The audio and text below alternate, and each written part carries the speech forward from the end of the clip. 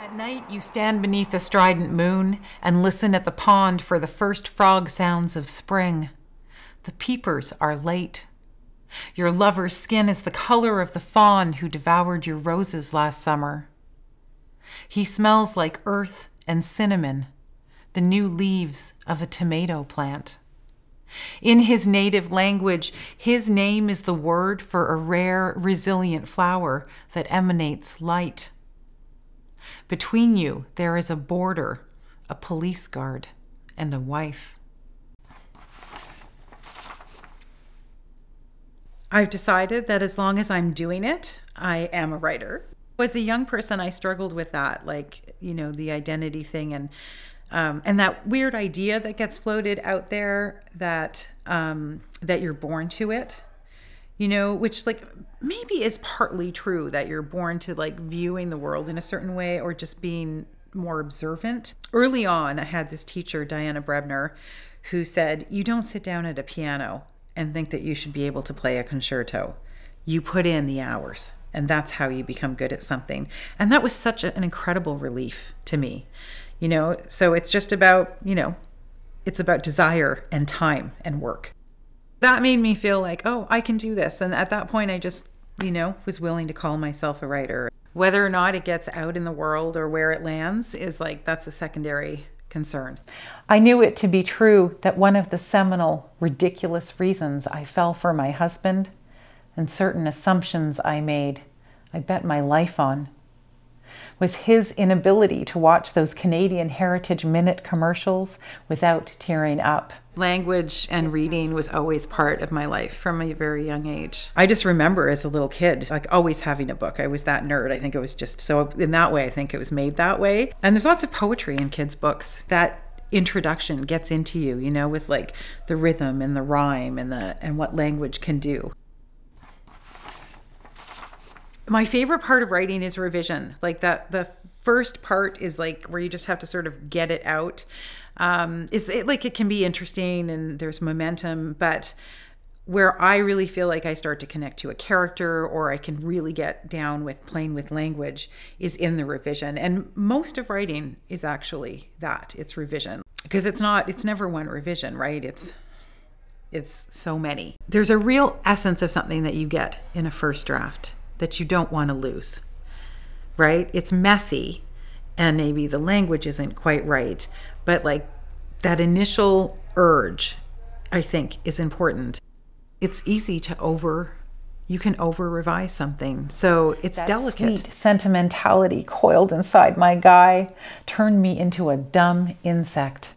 Years I spent bumping up against the glass, trying to get to that light. The thing I love about poetry is, all of the double meanings. I mean, this happens in song too. The double meanings you can get by where you break a line. The music that you can create, with assonance or alliteration or, just a word that has a strong rhythm to it. And so all of that finessing is really interesting. But you have to respect the initial momentum while you're doing it. I often will just be thinking about something.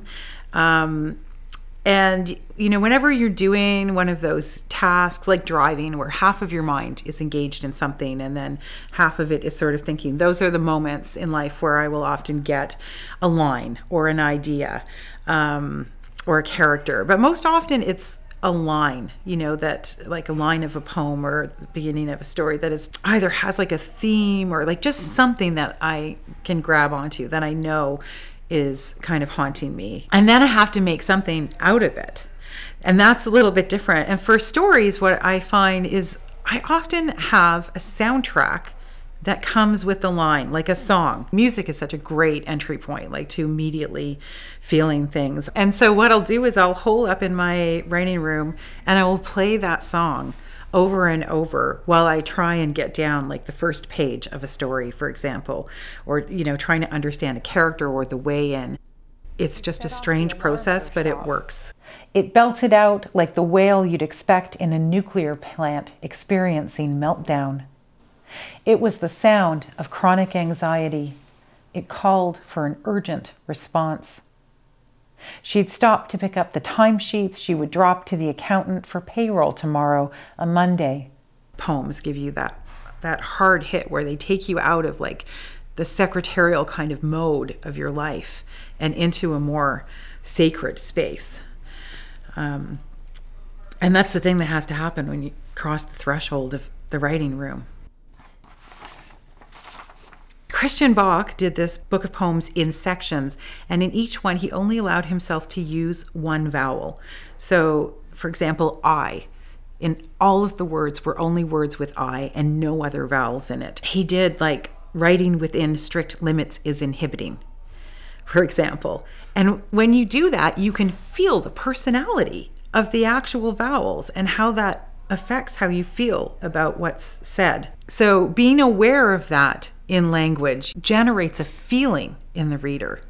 So you're generating feeling not just by what you're saying, but by the choice of the words and the actual sound of the words, how it sounds. Like a lot of times when I'm working, I will read things out loud to hear the sounds, or sometimes that's what open mics are so great for, is when you're reading that actually to people, like immediately what you didn't hear in your own little cubby becomes apparent, like about what's wrong or not, what's working, what's not working. I do think that rhythm is a thing, a visceral thing that gets into the body, and creating those rhythms in the work is what makes the reader be there with you and feel it empathetically and viscerally. It's like an urge. You just have something in you that you have to get out. To talk to the girl.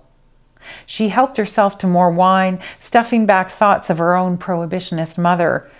I'm also really curious about what it is to be a human. I think it's like a big project to try and understand yourself in your own lifetime and understand other people and how we work and how we work together. It's part of that exploration. I took this yoga development course at an ashram in BC for 3 months.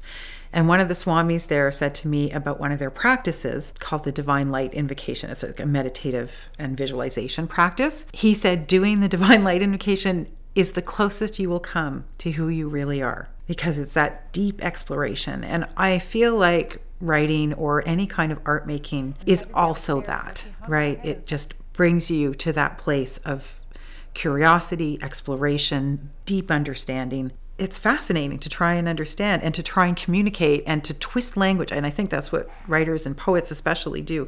You're trying to twist language in a way and use it in an offside kind of way, but to actually communicate something ineffable and to communicate something more clearly about the human experience. And I just love to do it.